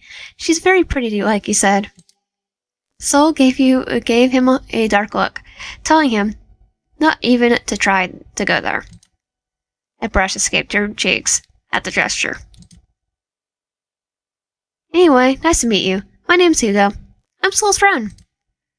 Did you wave? Pleasure to meet you. So there is a typo because you already said that his name is Hugo before you introduced yourself. He shakes your head with a smile on his face. Are you both heading to your next class? Hugo laughed, his hand on his chest, as if he told you a very funny joke. Actually, I have a better idea. Let's skip class. Skip class? Yeah, it'll be fun. Sol here has been mean to ask you out. Sol gave Hugo a punch in his rib, making a short man choke out the words he was supposed to say as he doubled over, clutched his stomach. Let's ditch. Hugo just gave him a glare. Sol ignored him as he anticipated your answer. Hang out with these two sounds fun, but you remember your next class with Crowe. Maybe you can. Because we're doing Crowe instead, and we already skipped class with you last time. I am going to I can't skip. Sorry, I can't bear to skip on the second day. Sol didn't say anything as his shoulders slumped, indicating his obvious disappointment. But there was something else in the dullness of his eyes. You were interrupted by Hugo. That's right, Deryl, but I promise you'll hang out eventually. On the weekend, then I'm sure. Wait. Sol spoke, making you and Hugo look at him. Can I at least take you to your next class? He asked you. There was a hint of desperation within his reddish orange eyes. You don't see what's the problem with it, so you agree.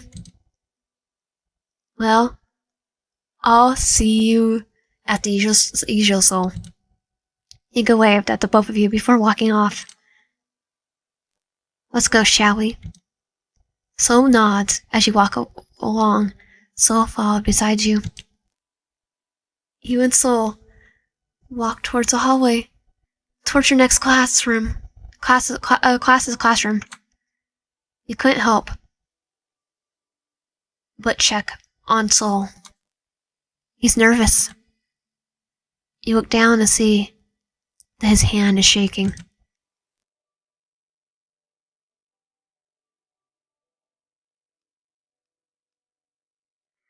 I don't mean to be mean to him, but keep walking. He didn't bother with him anymore, so he kept walking. Shaking hand eventually just shoved his pockets as he poses in your walk. I don't want to be mean to him.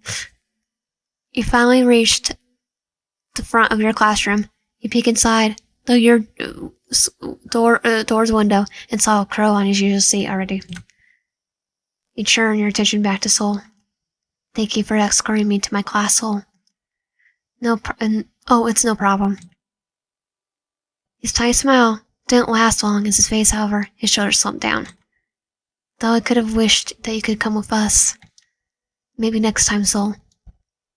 Maybe you could hang out on the weekend. We're on a free schedule. Sure. His words contracted expression, as if it lacks enthusiasm. Just then, the door to your classroom opened, and there you meet your eyes with Crowe. Crowe's eyes lit up once he saw you.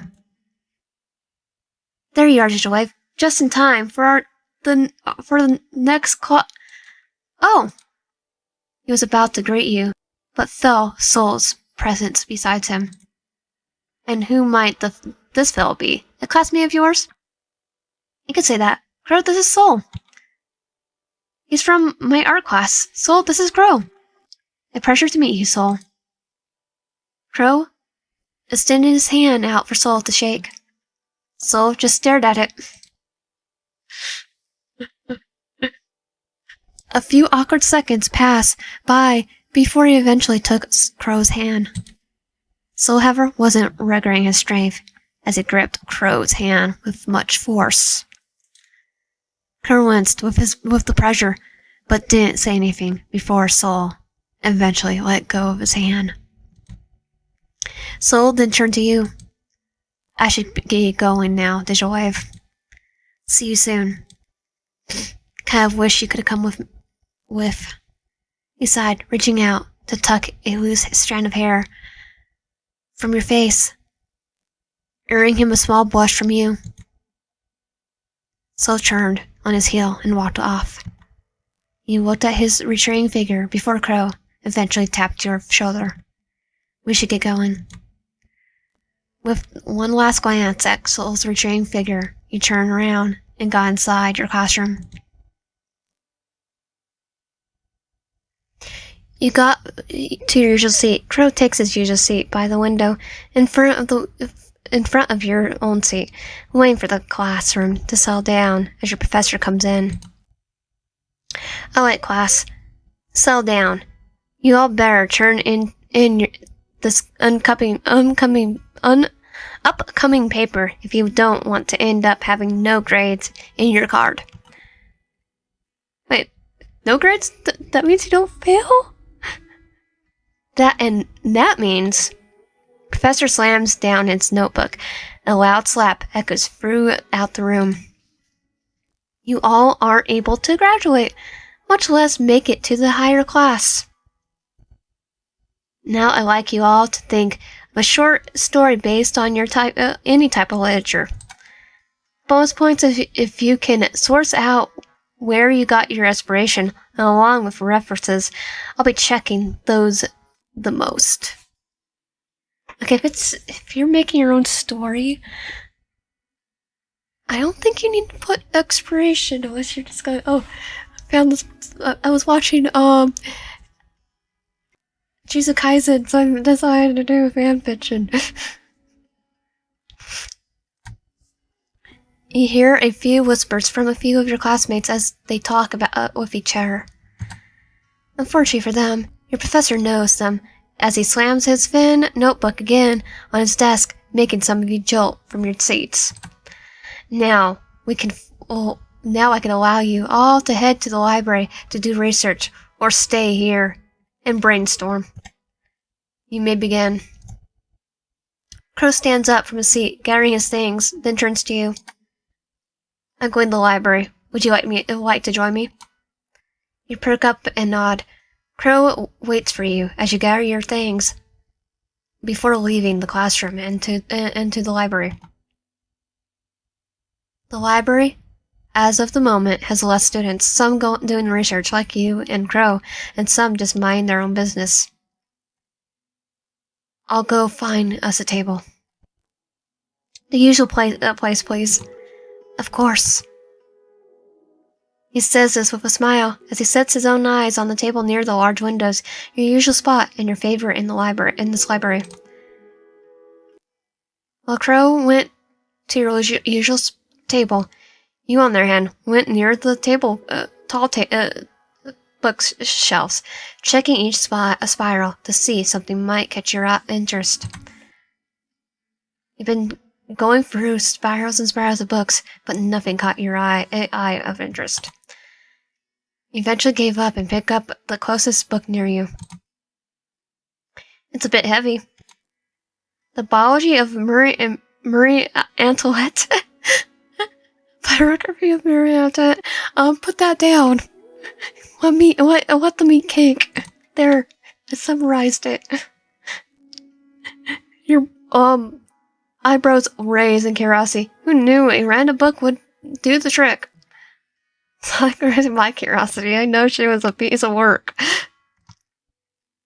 You flipped it open, and you were met with a very well-drawn portrait of a very precious-looking woman.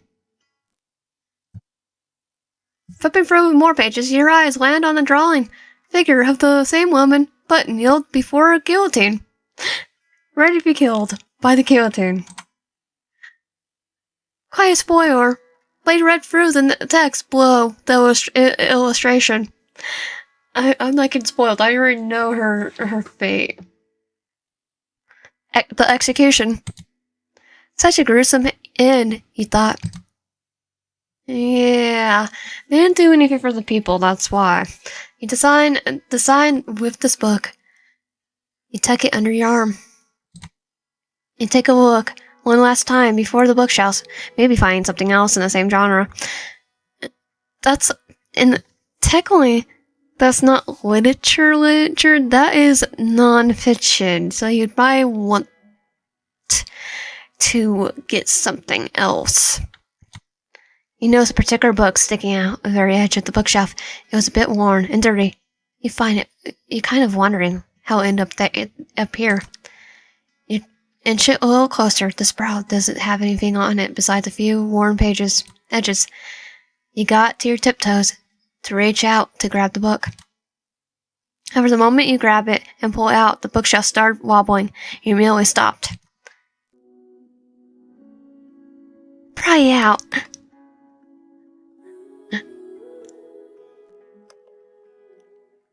With determination, you held it on the bookshelf and keep making sure not to make it wobble any further. You take a firm grip on the worn book. Come here, you. Got it. Whoa. The bookshelf shook a bit. You extend your arm and you try to rebounce it. A few books fell, then and there, making you wince. No hope no one heard that. What is this that so stuck to it? What is this that was so stuck to the damn thing? You flip through the cover only to see a blank page. No offer whatsoever. Save for the paper, the edges of it a bit yellow from age. The dust isn't helping either. You flip a few more pages, then you finally get to some printed words on it. The various torture devices of executions of medieval times. How did this get here in the school library? I mean, to be fair, it was in the same area where the Antoinette book was there, so it's probably in the same genre. Non-fiction. And again, I might be able to get some material out of this. You shrug her, closing the book. You tuck it under your arm and left the area, going to where Crowe was. We're just doing a research. We're just doing a history paper now. So there you are, Digital Wave. Have you found anything useful for your paper? Took a while. Nothing caught my eye from the books, but this one.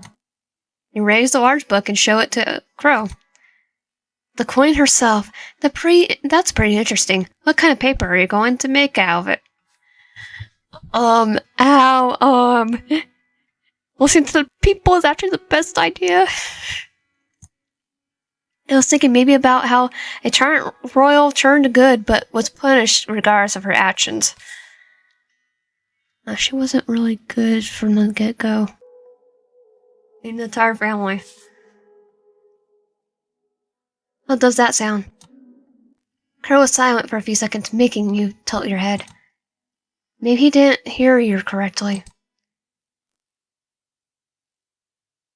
You okay, Crowe? Is it not a good idea? Actually, it sounds nice, Digital Wave. Can I ask you, what's the inspiration? Oh, well, I couldn't think of anything about our conversation back in the greenhouse, so maybe I could base it off those things here. Is that so? That's very smart thinking of you, Digital Wave.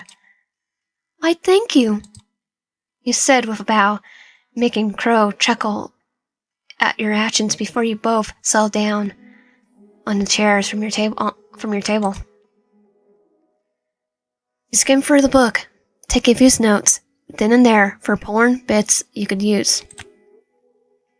At the corner of your eyes, you notice how Crowe's eyebrows tend to furl as he goes through the books. His leg is shaking underneath the table. His figure leaned a bit forward as he rubs his temples. He knows how he keeps tapping the tip of his pen on the paper, but not writing anything. He seems restless about something.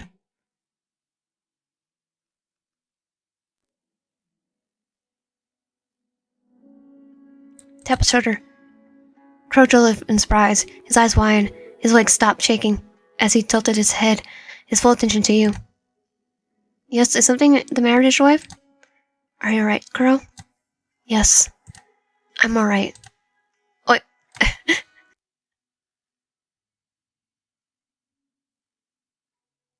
What makes you say that?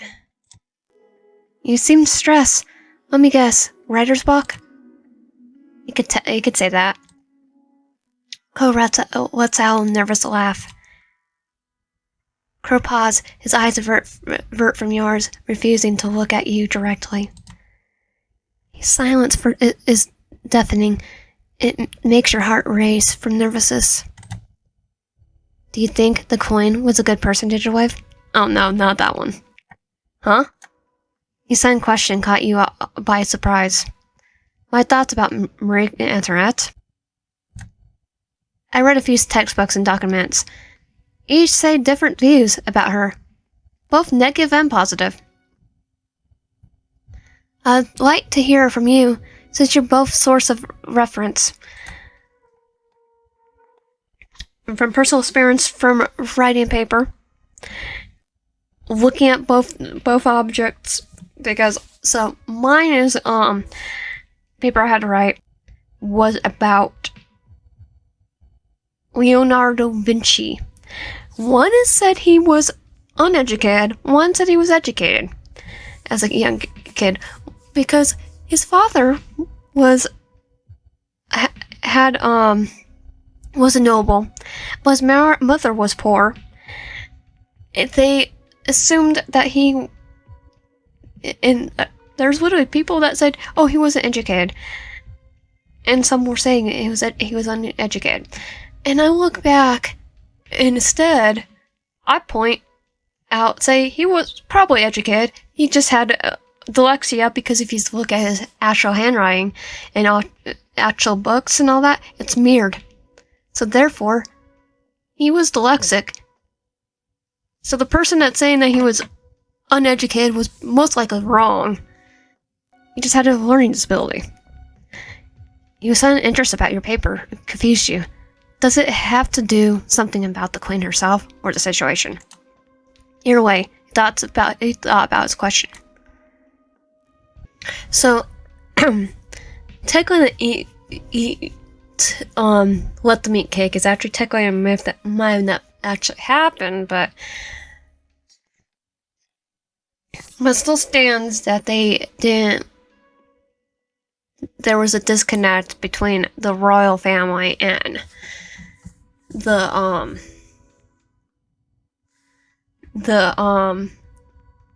people that they ruled. So you have to do research first of all. So I'm gonna go. I have nothing to say. I don't have much knowing about Marie Antoinette actually.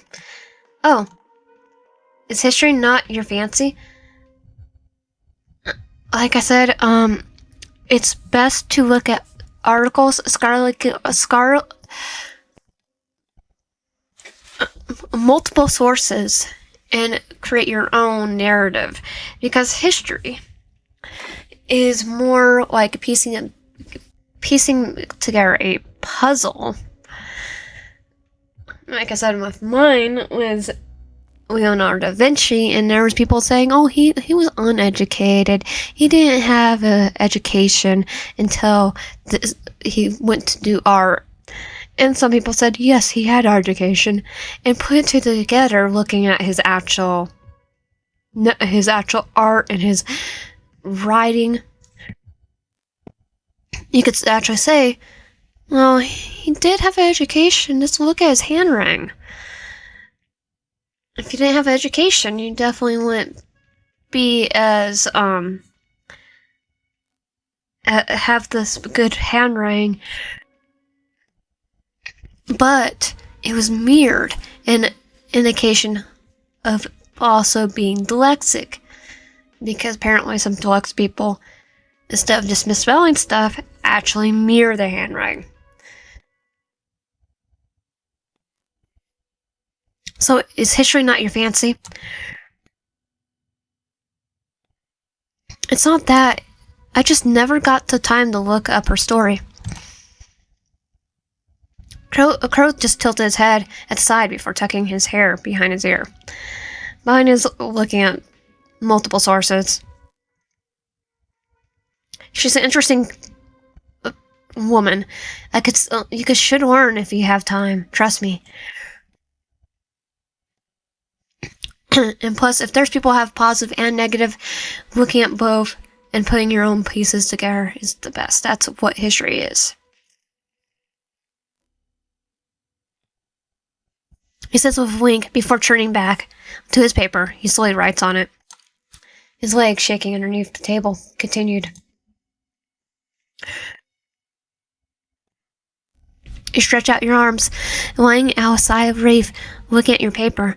Then you made as you skimmed through it one last time.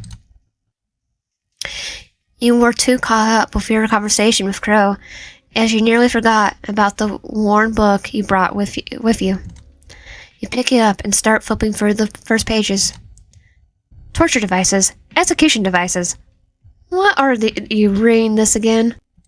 Because it's interesting. You turn it to another page, and on it is a well sketch of a tall and bulky man, his face covered as he wields a large axe. It's the executioner guy.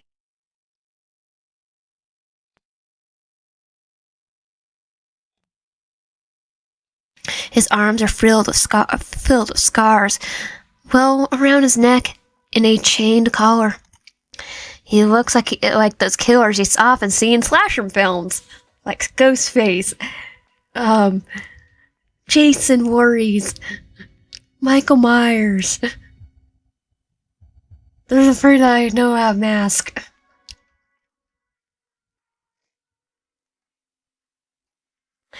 Underneath the illustration, it reads Executioner. Maybe you should just write a slasher film about the executioner. A slasher fic about the executioner going against everyone. Some executions were feared by the public, while the rest respected them, but mostly people shunned them for their field of work. Which is true. The old times were brutal. You mutter under your breath as you close your book and slack it on top of the other books as you and Crowe bought. You hand out your paper to Crowe as he gladly accepted it and stacked it along with his own paper. Shall we get back? You nod along after you finish stacking the books you borrowed for the librarian or her assistants to get. I can't wait for the day to end. Same here. Crowe chuckles as you and him left the library. The day eventually came to an end. Few rays of light shine through the hallways as you and Crowe walk through the hallway. Do you have anything else you can do today, Digital Wave? Well, I have some quick grocery shopping before I go home. Oh, well, in that case, mind me accompanying you? Really?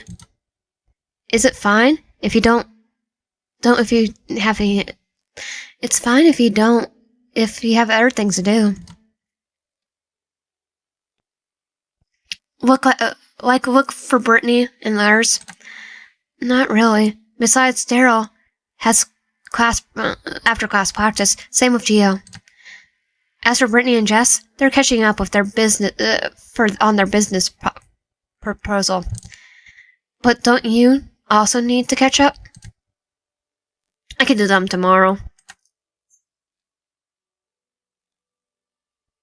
I'd like to spend some time with you today, Digital Wave.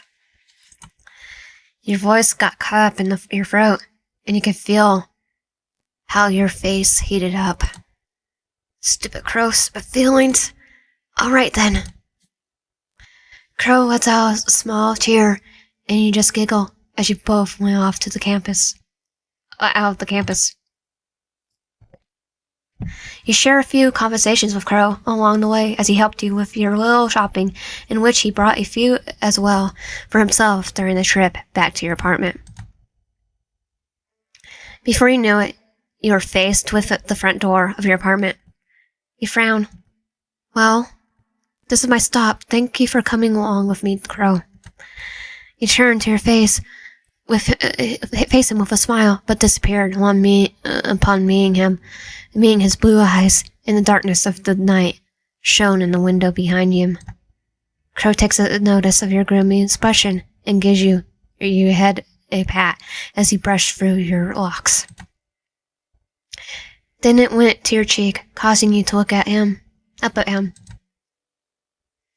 Why the long face, did you wave? Well, we rarely get to spend time together like the old days. Today, just remind me of it. It sounds so selfish. Forget it. You nervously laugh, averting your gaze away from him. Crowe was quiet for a while, seemingly to think hard on your words before another smile broke through his face.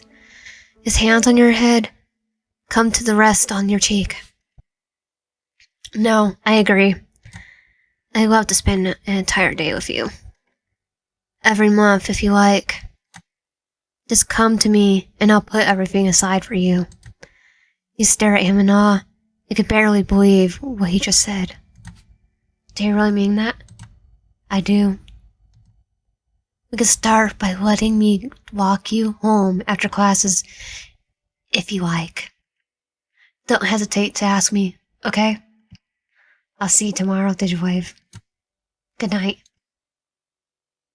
Crowe waved a small wave at you and returned.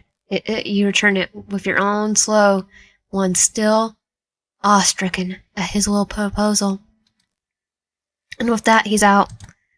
You press your palm to where your heart was, feeling the rapid beating of the damn organ.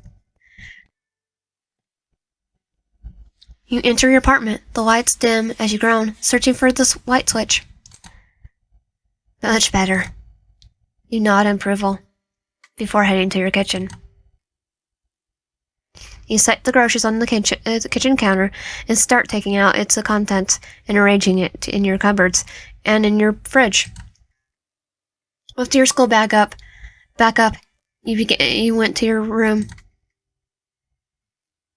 You place your school bag near your desk as you take your seat, skimming for the notes you've taken for the day as you wrote down needed notes.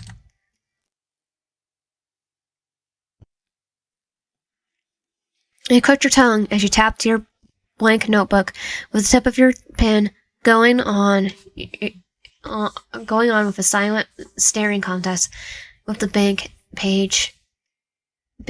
paper before you. You loud groan. Deciding to do work later, you closed your notebook and stood up. You turned to the window, noticing it slightly ajar. That's weird. I thought I closed this. Oh, he's gonna be still watching us. You went near it to close the door. It shut, but was met with a now broken lock. You cursed. I thought it was already placed 2 days ago. Maybe I shouldn't buy locks online. My locks online. You outgrown, and you left it alone and went out of your room into your living room. Your TV bored as much as you munch on some leftovers you got from the fridge, a movie currently playing as you kept your eyes on the protagonist. If you recall correctly, it's one of those films Jess keeps talking about, starring her favorite lead actor. You kind of get what she was gushing about. The lead does look attractive. Blonde wavy hair and sharp eyes, with eyes as pink as fuchsia. And you still can't remember the actor's name. You took out your phone and you start to search up the name of the actor when it's suddenly charged. And instead of the one actor on the screen, a report comes instead with a banner below. Another missing persons case. The police are going through an under investigation as of the moment for those missing people. So far they don't have any leads, and they are doing their best to search for them. For now, my advice, everyone, to come home early or be accompanied with another person. Now to our next report. Is this why Crowe was feeling uneasy? Maybe I should ask him to come home with me for the next day too. But the thing is, Crowe lives in opposite direction from where your apartment is. Just let him stay here. To think he'll go through lengths to protect you. Just there, yandere, like watching us sleeping. You thank him tomorrow. For now, you turn off your TV.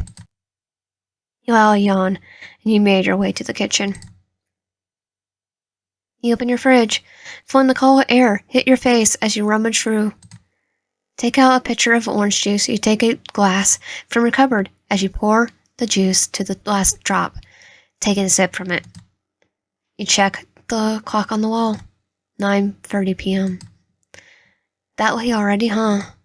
You check your front door and windows, seeing everything locked before grabbing your glass and finishing the last drops of the orange juice before heading back to your bedroom. Now dressed in your nightwear, you let out one last stretch and yawn escape from your mouth. Getting in your bed sheets, you lay in comfort. Today was a lot, you thought. Another yawn escaped your lips. And you must be really tired, you thought, your eyes going half-lidded.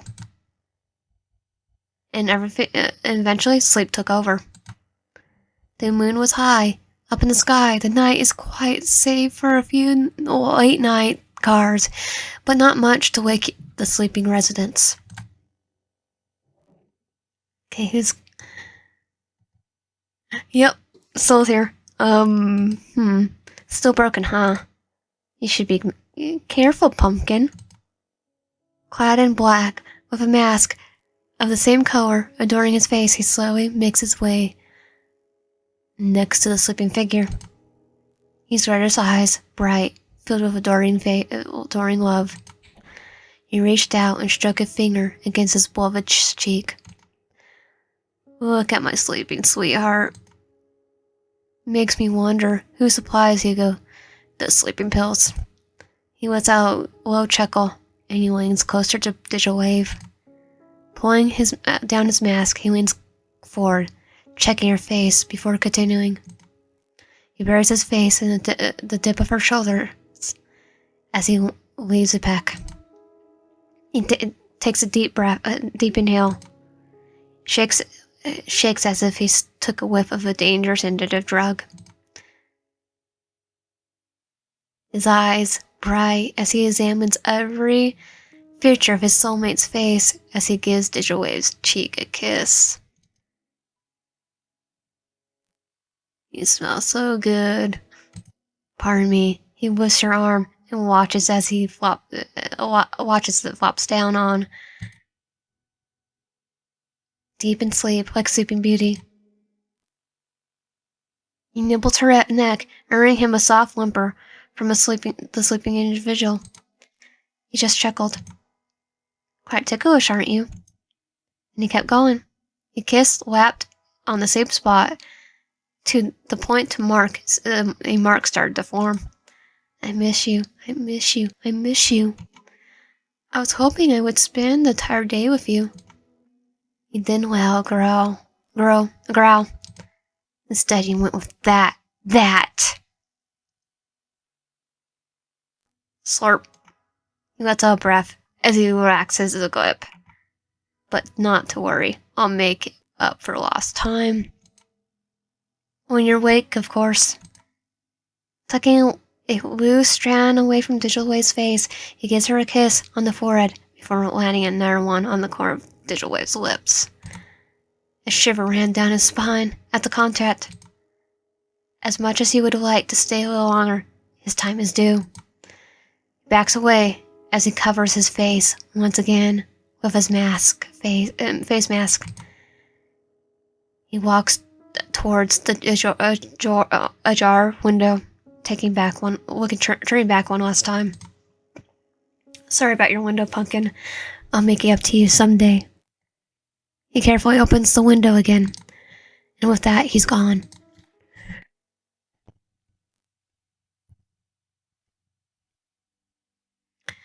Okay, so that was day 2. If you like my content, please subscribe, like the video, help out, and comment down below. And I'll see you guys next time. And that was our second route of the... But that was the second route of that kid, the kid at the back.